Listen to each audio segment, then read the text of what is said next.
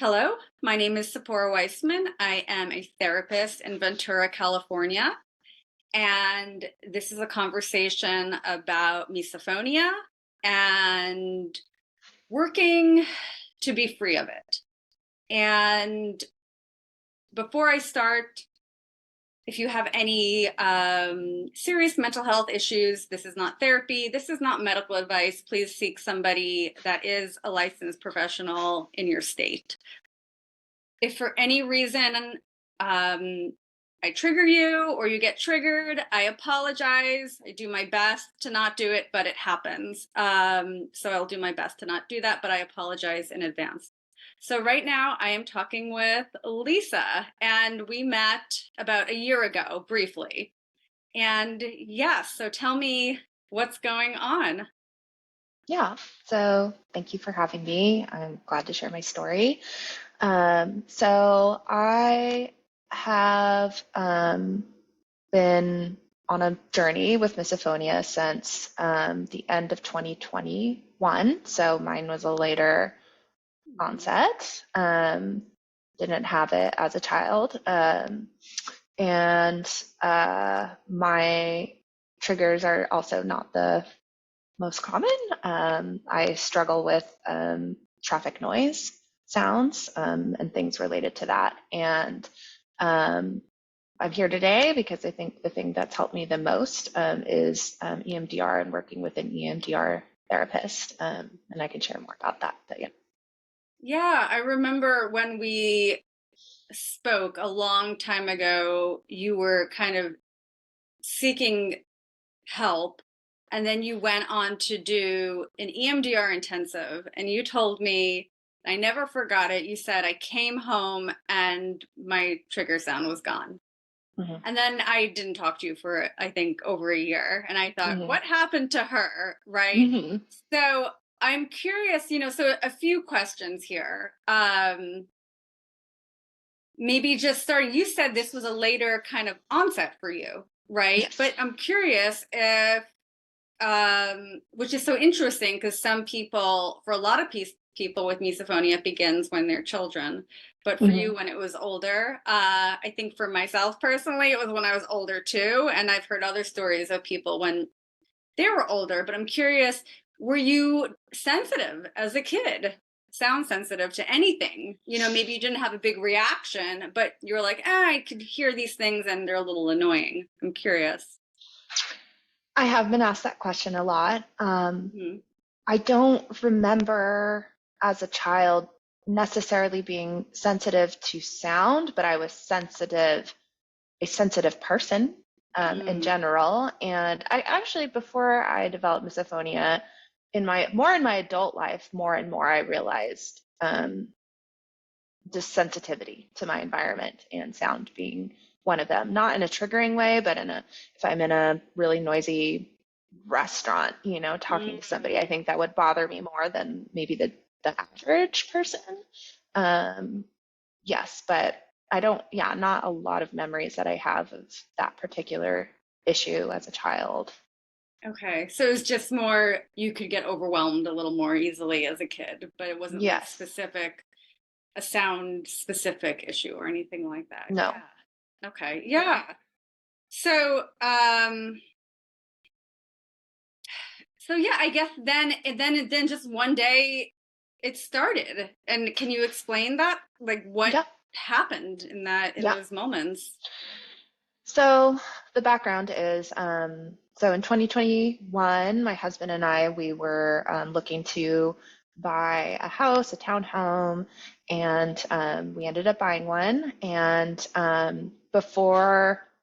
after we closed escrow, but before we moved in, I went into the house to take some measurements for paint, for furniture, and the thing about this house, which didn't really bother us at the time, was it's right next to a high school football field. And Mm. what we were told was it's pretty quiet through the year except for football games in the fall, which we were fine with. We were like, we'll watch them, it'll be fine. So when I got there taking measurements, I all of a sudden I heard the sound of a marching band outside, Mm, and it was right up against our fence. So it was so like it sounded like they were playing in our living room, and it startled mm, me. And then very quickly I realized, oh my gosh, this is where they practice. And I even looked up their practice schedule, and they were practicing most days throughout the whole fall. And I just had this moment of just dread, of just feeling like I can't live like this. And we just got this house, and we're stuck here. And so mm, I don't want to be here, but I have to be here. Oh no, kind of. And it turned into, I had a full blown panic attack there, mhm, and called mhm, my husband, and he told me to get out of there. And that night I couldn't, it was just this trapped feeling, like we're mm, trapped here in this horrible situation. And after that, I tried to kind of take it in and accept that this is happening. But basically, what I just described happened multiple times through the coming months. So I was mm, like, okay, we're having this issue, but at least it'll be done in the fall. mhm, And it just so happened that we were at the end of the fall when we were moving in. Um, and then, we heard it a little, and then they were done for the season. But then immediately after that, we found out there are soccer games that play through the next season and practice there. And there's people in the stands, and they're cheering. And so I had another panic attack, because I was like, oh my gosh, it's like another season. So suffice it to say, that field was way more used than we were told. right. And so I kept having this feeling of like, oh no, like we're trapped here. This is horrible. Like I can't have peace here. So so I think I did develop kind of this relationship to sound outside and feeling and it's like an intrusive thing. I'm trapped. So we ended up, this is the last part of the story, but because you're like, where's the traffic? But so we decided to leave. We were like, okay, this is too much. So we I'm rented I'm out our curious. townhome. I'm curious though. I'm going to pause here. I'm curious because sometimes it's always interesting to hear the person with the sound sensitivity and their reactions and the kind of because it's a panic attack is a strong, strong reaction, Yes, right? yes. So I'm curious, how was your husband to this noise? He was honestly um, really, he found it annoying, but he was Hmm. really confused by the reactions that I was having. And, he told me, he's like, I think there's more going on here than the noise, and that ended up being true. But I was convinced that it was like, no, this is just a very unique situation, like if we get out of here, it'll Hmm. be fine. Okay. So, and he was supportive of me, just like being there for me in it. But I think he was like, this just doesn't, I don't understand why this is affecting you this way. Hmm. Hmm. So Okay. So then you rented this townhouse it was, we, and yeah, then so we rented it out, and we ended up, it's a long story, but we were able to move back into the apartment that we were living in prior to moving into this place. So we moved back to our old apartment, and I thought, great, like no problems there. I was fine there. It'll be great. mhm. So we moved back, and I remember that first night there. And the thing is, at the townhome, it was either really loud with all the activity outside, Right. or it was really quiet because Uh, you're living next to just an open field. So at night, once all the activity was done, it was like you could hear a pin drop. So mhm. we got used to that. So when we got back to our apartment, I remember that first night we're laying in bed. The room faces kind of a busy street, and I remember starting to hear traffic go by. And it didn't register for me before, but Mhm. like I could notice Mhm. all these cars go by. And then I like turned to my husband, and I was like, do you remember it being like this? Do you remember hearing all this traffic? And he's like, no. And he's like, oh, but we got used to it before. We'll get used to it again. And he rolls over and goes to sleep. And have like a panic attack again. And I'm like, Mm-hmm. oh my gosh, like I didn't notice this before, but now I do. I can't live here. Just this trapped feeling again. And I'm like, well, what are we going to do? Move again? No. So I feel Mm-hmm. trapped here too. Mm-hmm. So that began the onset of being triggered by traffic. And after that, I was just beside myself. I was having panic attacks every day. I was just having horrible anxiety, and I didn't know what was. I think that's when I realized that this was an inner problem now, not a external Mm-hmm. problem. So that is the story of how this all began for me. Yeah. So, yeah, it's interesting. It's the things I've dealt with similar to you, because a lot of people with misophonia get that anger. They get really frustrated, and I don't always hear the anxiety right away. Mhm. Um, so usually it starts with anger, and then it goes to, if I can't do anything, then I start to panic, and I go to the Mhm. anxiety. It's kind of this Mhm. mix. So it's interesting. But I personally relate to just going into a panic at certain sounds.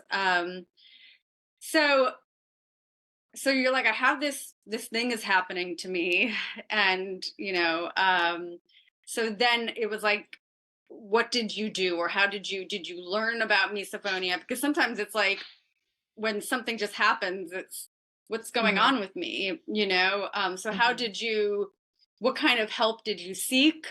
Or Yeah. maybe in the beginning, what wasn't helpful, or what advice professionals gave you? I'm curious in the beginning. Mhm. Yeah. So, um, I jumped into full research mode, just Mhm. looking up what is this? Is there help for this? And I quickly found myself to misophonia pages, and I was like, yeah, this is what I have. Mhm. Um, Read it. I read of other people who have this particular trigger, Mhm. and so there was a woman who was local, who I tried to get on. So here's the other thing. This was in 2022, Mhm. and just I think the mental health world was inundated, I think, in the aftermath of COVID. So I tried to, see a woman who said that she had had success, but I was on a long, long waiting list. Like she had so many people who were trying to see her. I think because people are trapped in their homes, Mhm. around trigger noises.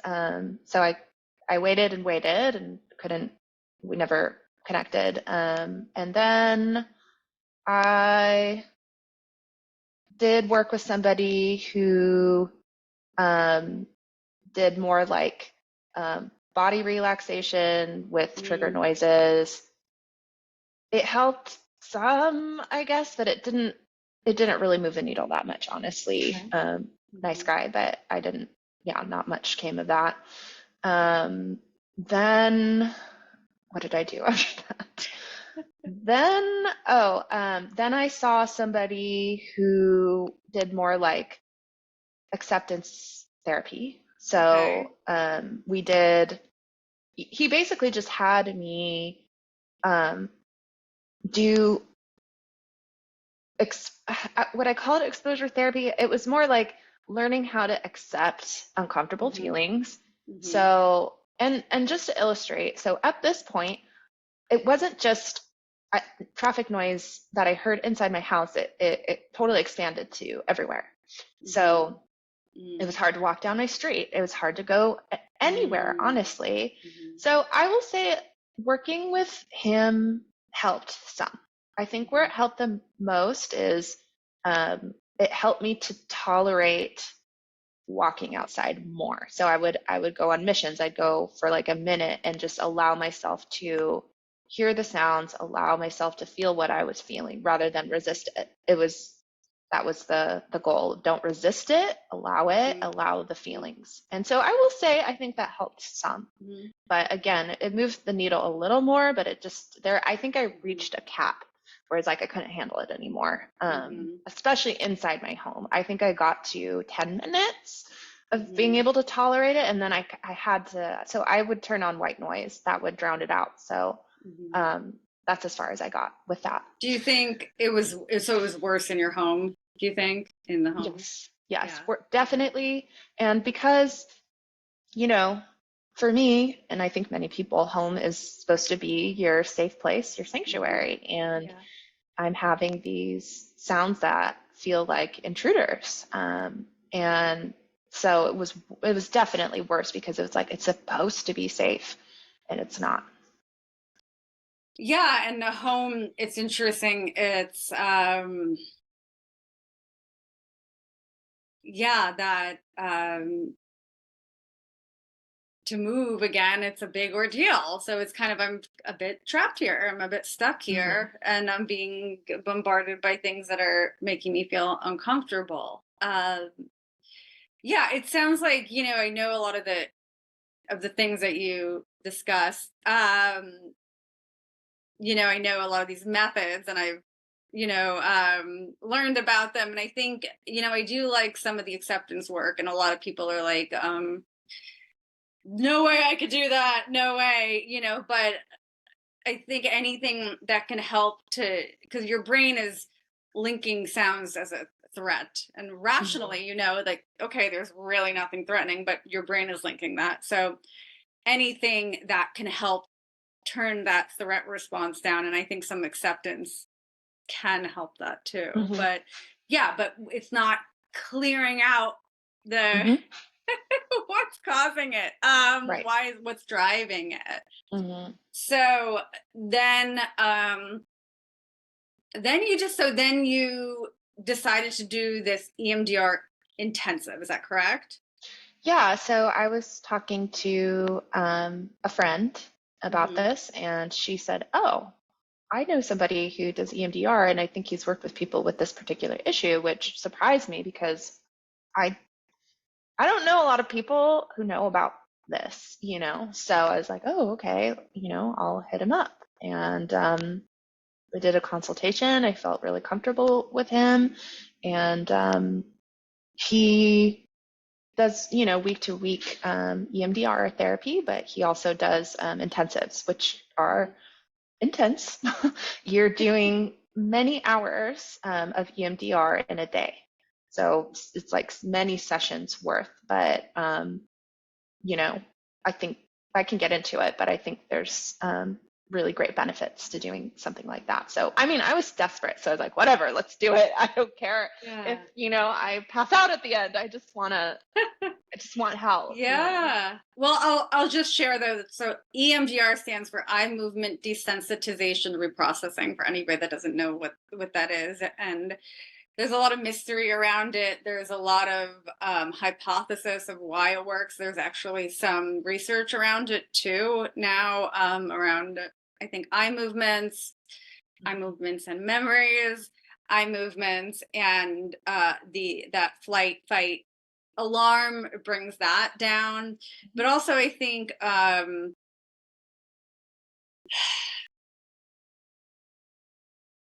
when EMDR really works well, and I think it takes a skilled clinician to do this, and I think you had a pretty skilled clinician.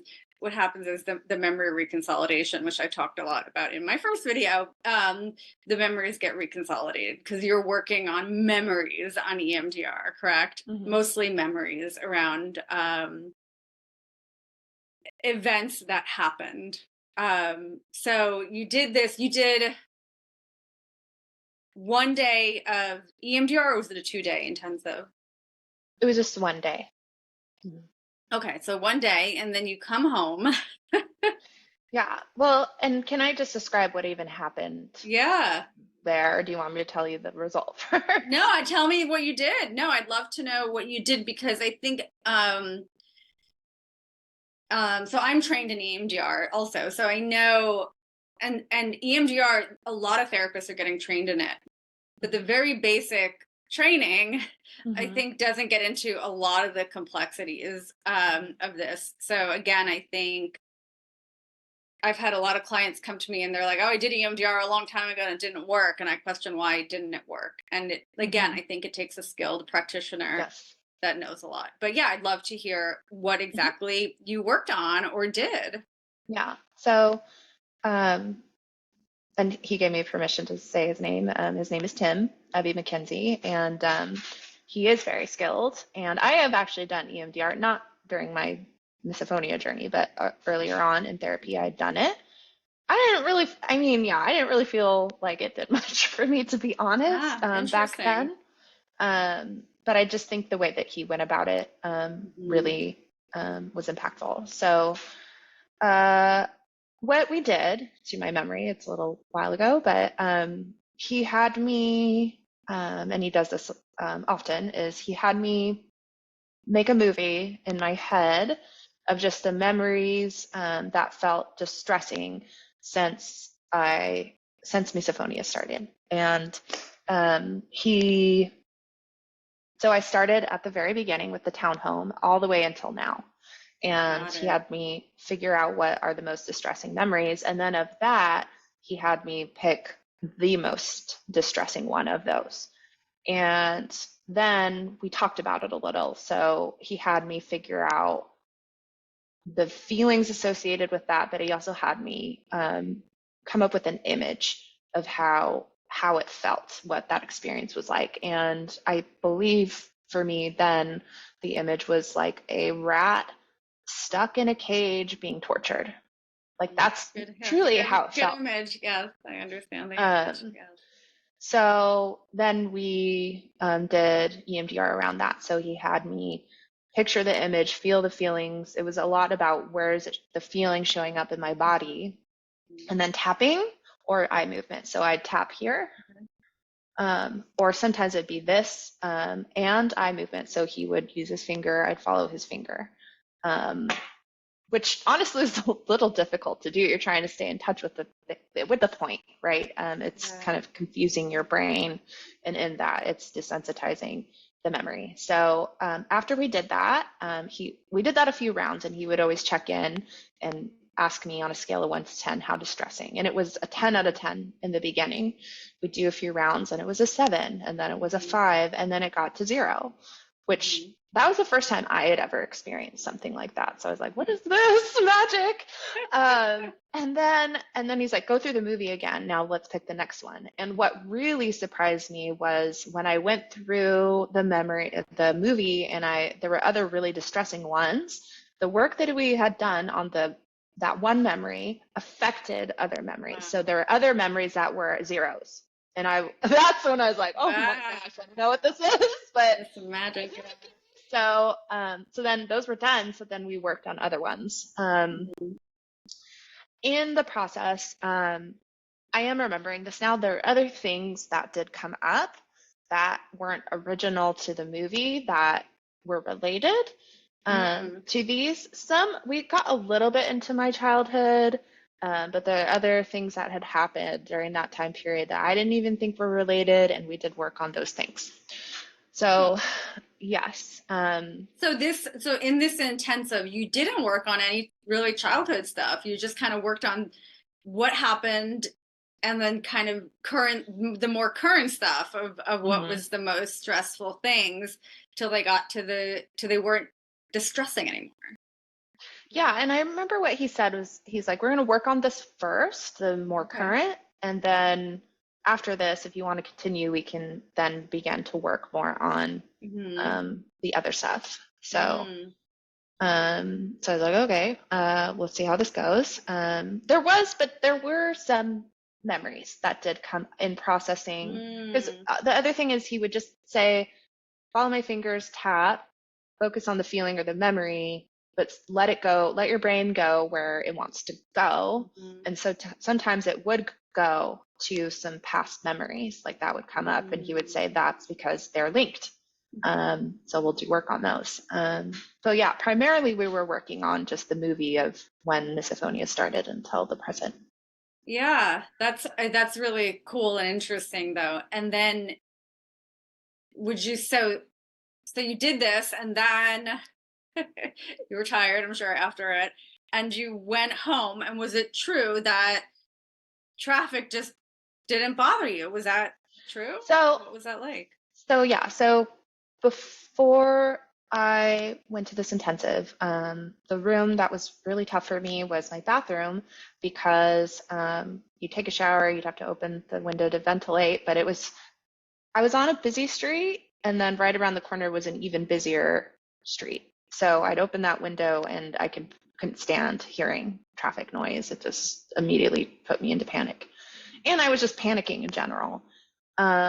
After the intensive, I remember I was tired, but I needed a shower. So I went to my shower, took the shower, and then opened the window. And I was hearing the traffic and wasn't reacting. And I just, that really took me aback. I wasn't expecting that.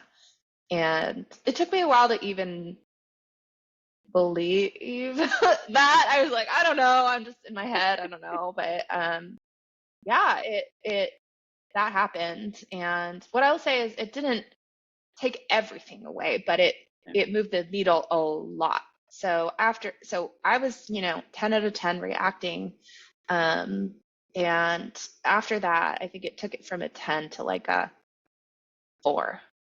That's a big drop. That's for sure. Yeah. Yeah. Yeah. So I wasn't panicking. I did not have panic attacks after that, and I didn't feel Wow. panic.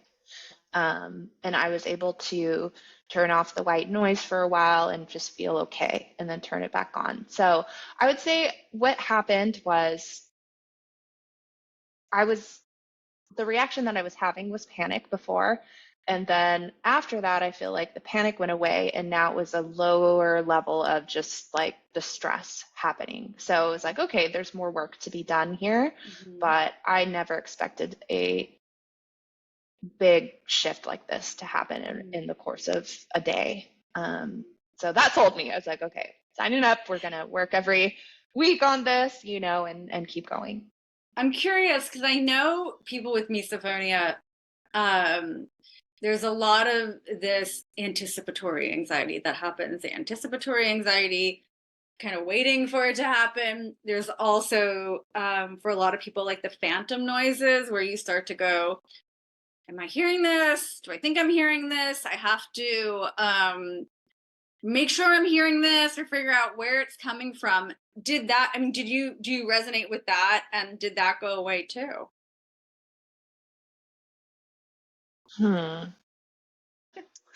Okay. I don't know. So what I will say is, the anxiety came from the anticipation of the noise for sure. Sure. I don't know if I had like phantom sounds, but probably part of that is because I was hearing the street was such that, you're hearing noise like cars, many, many, many times a minute. So there was no time to be like, oh, like, do I hear it? Because it was just always So it was just always there. happening. Yeah. It's just always happening, But the anticipatory anxiety, I'd say, yes, I had that. Like if I would turn off the white noise, I'd be like, even before I'd hear something, I'd be anxious because I'm anticipating it. I think that also went down significantly. Okay. It didn't go fully away, but that went down. Yeah. Okay. So yes, this is very interesting and cool to hear, and really interesting for me also that you just worked on these kind of current memories. Did you also do, because in EMDR you pick the cognition of, I'm not safe, I'm trapped. Was that also incorporated into your EMDR? Do you remember? Yes. And that's where it clicked for me, what was happening. That I was, because I had felt that as a child, trapped, powerless, in my home, things intruding. And I think that's where it clicked, that what had occurred was kind of in my brain's experience, like a repeat of that experience of feeling trapped and powerless. So we did talk about that, and that's where the imaging of the rat came in. And a lot of it was the body feeling of that trapped feeling. Yeah, there's a big somatic experience of that. And I think sometimes what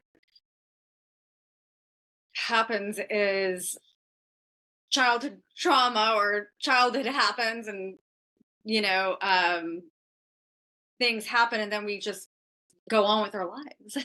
Hmm. We become adults, we get careers, we go on with our lives, and then something happens that kind of triggers the brain that goes, oh crap, we're back here Hmm. again. We're back. We're Hmm. back. We're back, and we're to that helpless and, trapped place. And that's Hmm. what the sounds kind of signified for Hmm. you. And for a lot of people, I think, is that it's like, F, like we're we're back, and Hmm. it's this childhood, all that fear just comes up and then gets linked to that. Then the brain just links it onto the sound. So Yeah. it's really interesting. So after the intensive, were you going to, that you just said, I'm done with therapy, or you looked for other therapies, or then, what was it like then? Because then you did a year more of EMDR, correct? Hmm. So Hmm. starting to work on other things. So what was that like for you? Yeah. So we don't live close. So we would do video Mhm. appointments after that weekly. And that's when we really started doing more work on my childhood. And most of what we've worked on is related to Mhm. feeling trapped and powerless. The other thing that I realized, that he helped me realize, that I don't know why I didn't realize before, is sometimes he will, as I'm describing things or memories that are disturbing, he will kind of reflect back some things he's hearing. But one of the things that he said earlier on was, almost every one of these memories that are Mhm. traumatic to you, you're alone. And Mhm. I was like, I never thought about that. And then it was making more sense to me when the misophonia started. I was alone. I was alone in that house. Like there was nobody with me. Mhm. Um, and so we've worked a lot on those memories where I'm alone. Um, the other thing I'll note is we've worked with my dreams. Um, Interesting. so ever since this will be a more personal thing that I'll share. So I have experienced a lot of trauma. Both of my parents passed away when I was younger at different points, and they were both very unexpected. Mhm. And that's something I've been working on for a long time in therapy prior to this. But as we started EMDR, I was having dreams, and the dreams were like my parents were. I would discover that they were alive. But for me, it wasn't this happy feeling. It was like, Mhm. because prior to their deaths, there was a lot going on, just a dysfunctional household. And so for me, it was this intrusive feeling like, oh no, now I'm back to that place where I felt like bad things were happening around me due to my parents, and I can't do anything about it. So I would share that with him, and he's like, okay, we need to go right there, you know? So memories or dreams would come up with those kinds of things. And so we'd talk through those, and he kind of helped me figure out what's kind of going on there or what might be going on there. And then we would do EMDR about that. And that would bring up memories sometimes, like real memories of what has happened. So yeah, I just think he knows what he's doing. Um, and that's made all the difference. But yeah, so we've been working together since then. We're still working together, and I have made a lot of progress. So I mentioned, I couldn't really walk outside very much. Now I can. It's very easy for me to walk down a busy street. It's not a problem, honestly, for me. I used to not be able to go to stores or restaurants where I had visual triggers too, where I'd see cars passing and I Mhm. couldn't handle Mhm. it. Now it doesn't bother me. It really doesn't bother me anymore. And I used to plant, like, I used to look up everywhere I'd go, I'd have to look up, is this on a busy street? What's Mhm. happening here? And I just wouldn't Mhm. go if it was like the potential of hearing traffic noise. Now I don't really look things up. I just go. and there's was a big freedom in that. I think the last stone that will fall is I think where there's work to do is within my own home, which makes sense. I think that's the most vulnerable place and the place where I'm needing to feel safe. But yeah, those have been really significant changes for me since then.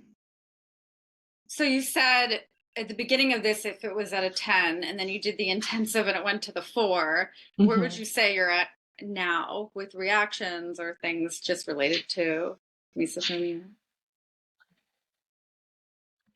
It's hard to put a number just because it's a little context dependent, Yeah, like if got I it. were Yeah. walking down a street, I'd say a 1, Mhm. in my home, and I know I mentioned this to you, we just moved again. So in the beginning, it was like I did have a lot of anticipatory stuff going on of like, oh, how's this going to be? Mhm. Um, so where I was like 2 weeks ago is different than where I was now. So I mean, in this new home, I feel like I'm at a 3, maybe, Okay. just because I'm getting used to it. And moving has obviously been traumatic for me. So Moving is stressful, and I think it takes for everybody that moves. Sometimes it takes just months till you finally go, okay, this is my home, right? And that's just a normal, I think, experience for a lot of people. But do you find, I'm curious because you talked about the aloneness, do you find when husband is home, is it less stressful for you when he's home? yes, and I think the more people there are, the better. So I Hmm. hosted a gathering the other day, and I didn't even think about it at all. You Yeah, know, yeah. so yeah, there's definitely the the more I feel like people and present, the less I feel it. Yeah, I think that um, that's interesting because that's the weird thing about misophonia is that for everybody with it, it could be the same noise but in different contexts. It bothers Mm-hmm. you less. So it's Mm-hmm. looking at yeah, what's the difference? And for Mm-hmm. you, and I think for a lot of people, it's that aloneness, right? I remember Bruce Ecker of coherence therapy literally described it as traumatic aloneness, and I Mm-hmm. and I hold on to that because I think under this for a lot of people is that aloneness, is that Mm-hmm. helplessness, is that trapped. So I get it. So that feels like a big place that you need to work on for sure. Is that aloneness or whatever is under Mm-hmm. that for you? That feels like Mm-hmm. a good place. Mm-hmm. Okay, so let me. So interesting to me that I remember when I came down with misophonia I Mm-hmm. was 21 and I'm in my early 40s now, and there was not really an internet back then, and no Reddit, no Facebook, so I was just kind of basically given a medication for this Mm-hmm. a long time ago and not really received any help for it, but you immediately were able to find information, which was really super cool to me. And that's what Mm-hmm. I think I'm kind of grateful for the internet these days is that there's just so much Mm-hmm. information and because still a lot of therapists have no idea how to help anybody Yes. or what to do, it's so, but in your travels or your thoughts, I'm curious, what are your thoughts on links of misophonia and trauma? I that is what I believe is underneath this for me, but I think for a lot of people, even if, and some people's trauma, obviously mine are very traumatic, but trauma takes all sorts of forms, but it's the only thing that's really had lasting effect for me has been working on trauma memories through EMDR. And that is really what has shifted things so much for me.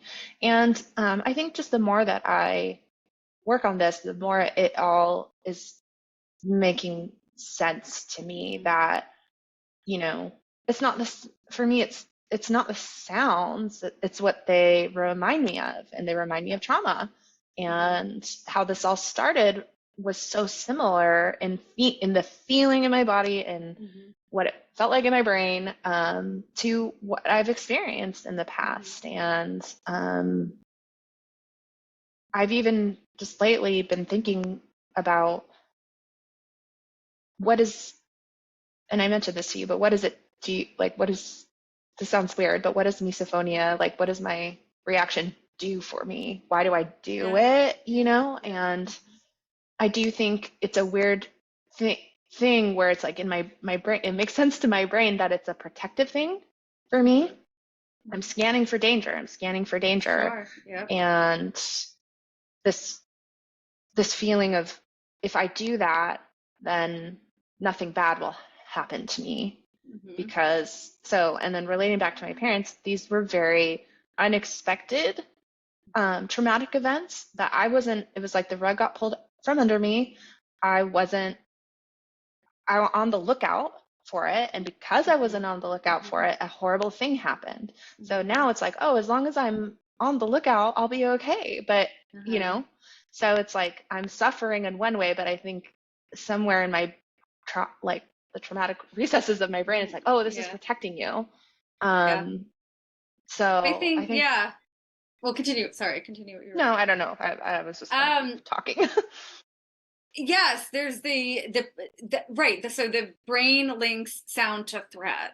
I think for everybody, this is why it could be complex, and I don't think there's one way, for everybody, the meaning is the same under misophonia. It's not, right? It's the brain links sound to a threat, but it's what's the meaning under it, right? Or how did this help me? Why is this necessary? Why is this necessary? How did this help me to survive?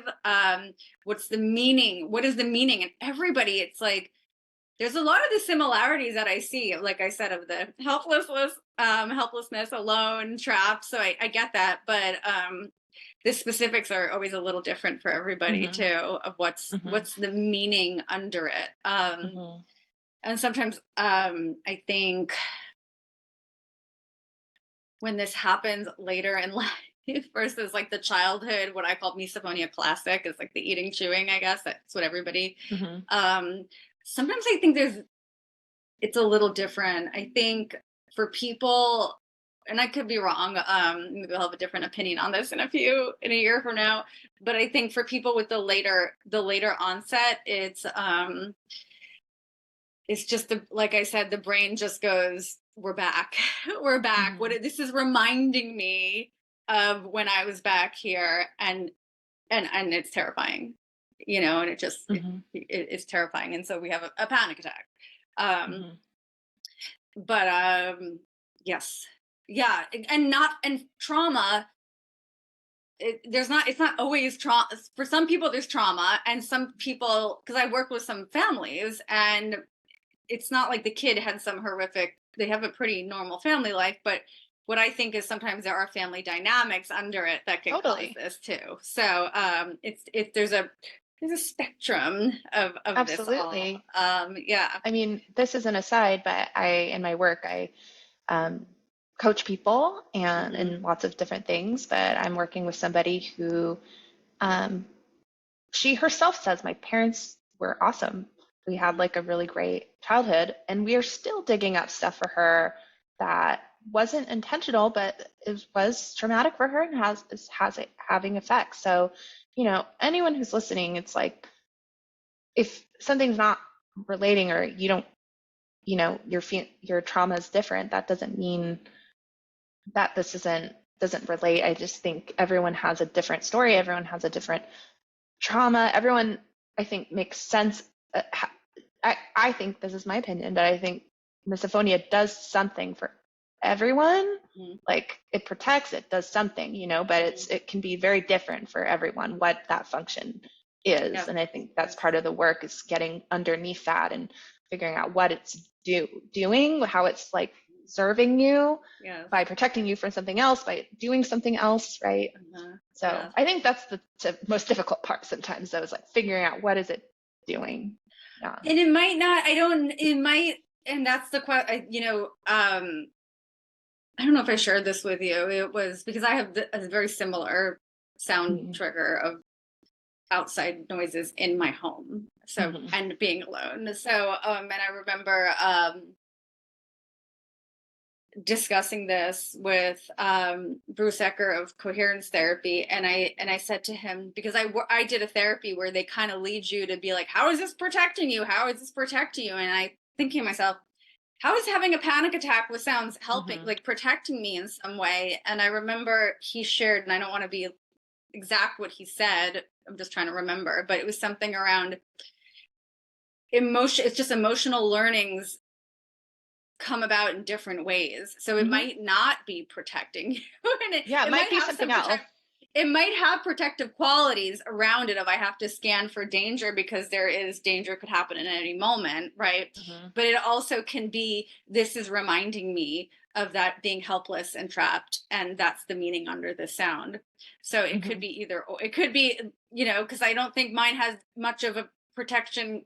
It never protected me in any way. Yeah. It just started happening of a Hmm. sound trauma, and then it all. So anyway, again, there's a lot of these different meanings under the Hmm. brain and how it takes on what Yeah, and that's what misophonia I is. mean. I think it's just like how did your brain make sense of it in some Yes, way, yes, yes. you know? The biggest thing is I think is the threat that the brain links this as a threat. So we have to reteach the brain that this is not a Hmm. threat, and EMDR is a modality that works on implicit memory of what was learned, the meanings behind it. And that's why it's a pretty Hmm. cool therapy. So I'm going to ask you a Hmm. quick question on, because I like to ask this. Do you relate to being a highly sensitive person? You know the Yes, term. Okay.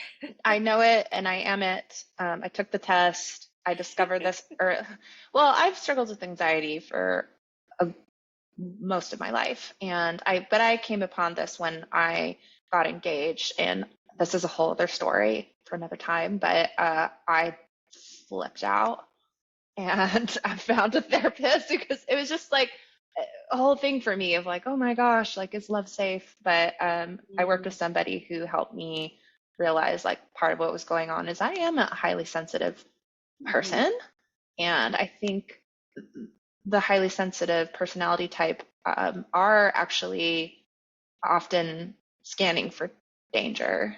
Um, that's one thing that I learned. And I was doing the same thing basically with my relationship, where I was like, is this safe? Is this safe? Let me look for things mm, that aren't safe. And I struggled, right? But she like led me through that. And now I'm in a great marriage. But mm. that's where I learned that. That's good. And I think being a highly sensitive person is a beautiful trait, but it comes along with some issues. Yes. But if we can Yes. work through our issues, we can be, these amazing, amazing people. Absolutely. I liked in the book by Dr. Jane Gregory, she wrote the book Sounds Like Misophonia.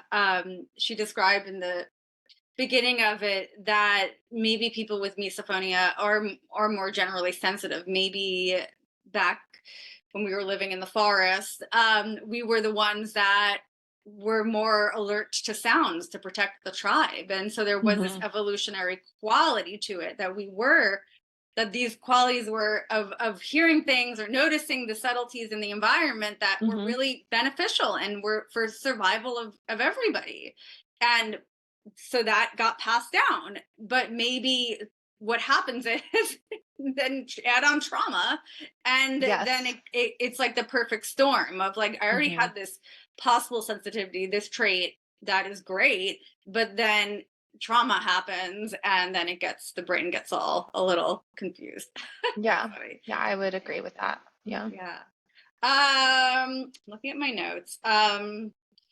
Do you do anything to help your nervous system, like meditation or breath work or yoga? I'm Hmm. curious that you find helpful too. Yes. Breath work for sure. Mhm. Havening, Yeah. and tapping, Hmm. which are so related to EMDR. We're essentially tapping, you know. I do like a floor exercise sometimes. So I've been in a lot of therapy, but another therapist taught me if I'm feeling anxious and I feel like my body is holding itself together, like it's tensing, to lay on a hard surface, like lay on the floor, Mm. and then your body feels like it's being held. And so then it will start to relax. So I'll do that and then do breath work on the floor, exercise. I have a whole The tool whole belt, thing. but yeah. Yeah. I Yeah, mean, I don't do all of those in sequence all the sure. time, but it's like a grab bag of things Hmm. that I'll do. Yeah. Yeah, that's great. And literally, when you're on the ground, you're kind of grounding. You're literally Yes, grounded to the exactly. floor, Yes. literally, which is a kind of a cool feeling. What? So yeah, you've done so much research, and I get people that contact me from different states, and they say, I need help with misophonia, and I'm licensed in California, so I can't help everybody, which kind of sucks. But you know, what I'm learning is it's working on these memories and the implicit memories. the Hmm. deeper the deeper parts of your brain is what changes this. Like the other stuff, I think the cognitive behavioral therapy, the thought work, like I think it can be helpful, but the deep change is working on the memories. But if you were to give advice to somebody that's like, I have this issue, how do I get help with it? Like maybe there's one person in their state that like kind of specializes in it. What would you suggest how they could get help? Um, that's a great question. I mean, at current, what I would say is to aim towards any therapy that does memory reconsolidation. Mhm. I know that EMDR is pretty widespread now, and I think there's EMDR therapists in every Yes. state if you're in the States, but elsewhere as well. But yeah, that's what I would say, just to aim towards that realm of therapy, Mhm. only because that's my experience, right? That's what's actually helped me Mhm. the most is a therapy that essentially is reconsolidating and desensitizing memories. Mhm. Mhm. Yeah. Okay. Yeah. So looking for, there are a lot of EMDR therapists, and I guess my advice would be to find somebody that's been doing it for a while. I mean, the terms people therapists would use is to be fully trained in EMDR therapist is a therapist that has done the training, Yeah. has done a number of consultations, and then therapists that are certified by MDRIA, which is kind of this overarching organization, certified. I think your therapist is certified, means that they've done even more training and consultation, so they have more Yeah. understanding. So I think my advice to somebody is to definitely find somebody that has been doing this for a while, doing Yeah. it, has a lot of skills with it. Yeah. I mean, I've done so much therapy, but by the point I was looking for therapists, I was like, I need people who Hmm. know what they're doing, Hmm. because Hmm. and no, we all need to start somewhere. And if you're, Yep. learning to be a therapist, and those are great people, but if you're really wanting movement, Hmm. that Hmm. would be my suggestion as well. Find somebody who's experienced and ideally, it'd be great if it's somebody who has worked with people who have misophonia. Yes. Um, I don't always feel like that's necessary, Hmm. though. If someone Hmm. really knows what they're doing, Hmm. they can help you with most things. So, Yes. I'm kind of curious just quickly because you said you did EMDR and then you worked with Tim. But the first EMDR wasn't super life changing. What was the differences between them? I'm just curious as a therapist that does this. sure. Back then, it was I was if you're familiar with like the nodes you Yeah, hold the and you have. tappers, yes, and the Yeah, ear so it was things, like yeah. nodes Hmm. that vibrate Hmm. one at a Hmm. time. And then I was wearing headphones, Hmm. and you'd hear a sound and each Hmm. ear would go off. And we were talking, I would look at memories in my mind's eye when those were on. I'd talk about it. But I just think the biggest difference was they weren't, it wasn't very strategic. I feel Hmm. like with Tim, he's very strategic. Mhm. about what memories we are going through. And I think he did just in in the past when I did this, it wasn't like, how do you feel it in your body? Focus on that. What image comes up? Mhm. Like I Mhm. think those are helpful because it's really getting you in touch with Mhm. Yeah, um really bringing it up. so I Yeah. think probably that's why it wasn't as helpful. It was just, um what is it, bilateral stimulation. Yeah, there's different ways to do EMDR. There's the eye movements, there's this kind of tapping, there's the Mhm. buzzers, the sound. A lot of you do, like you said, you did both, like the eye movements and this. So sometimes that Mhm. could tax the brain even more to do Mhm. two. So it might be the eye movements and it might be this the sound to Mhm. double it Mhm. can be helpful. So Mhm. but everybody, some people like the buzzers better, some people like Yeah. whatever works for somebody. But thanks for sharing that. Mhm. All right, so lastly, yeah, what's next on your therapy journey of healing this? Yeah. So I'm continuing to work with my EMDR therapist. Mhm. Um, I was also inspired by your last interview with Moxie and her work with Owen Pern. So I actually reached out to him, and Mhm. he has agreed to work with me for a month and teach me methods Awesome. of how to do more, essentially memory reconsolidation. Mhm. So I'll Mhm. be doing that in pairing with my EMDR therapist, and we'll see how it goes. Yeah, we might have to do another interview in like Yeah. a few more months to see what happens next. Yeah. Yeah, Owen seems like a pretty, I think, as I described in the first video, kind of a little bit of a master genius at this memory change work. Yeah. So I'm excited for you to work with him. And I think he does a blend of coherence therapy. So the Hmm. work of Bruce Ecker, of what I'm kind of learning a lot. And then he does some more NLP types of things. But it seems Hmm. like he does a lot of this coherence therapy stuff Yeah. too. So I'm excited to hear your thoughts on that. Yeah. Yeah. In our last email correspondence, he said there's about a billion ways to do it. Yeah. Um, and you just need to find what works best for you or what you prefer. So So yeah. Well, I'm excited for you. So that's thank really you. cool. So yeah. Yeah. I know it's a it's a tough thing to have this issue. It's a tough thing. And Hmm. I really hope that, and I think people or professionals are learning about this more um, for the first time ever. So I hope that this deeper kind of memory reconsolidation work gets out to more providers, because I think this Yeah. is the really important work of how we can change the brain. And I have seen in some of my own work with people some really cool shit that can Yeah. so it's really exciting. But anyway, all right, well, thank you so Yeah. Thank you much. for having me. This has been great, and I think this is going to be really helpful for people because, like I said, so many people are lost of like, what do I do, how do I help myself? And I think this is going to be really helpful for people looking for treatment, which is Hmm. so important because there's just not a lot of people out there that can help with this issue. So I think this is Yeah. good. So thank you, and I can't wait to Yeah, of hear course. more about your journey.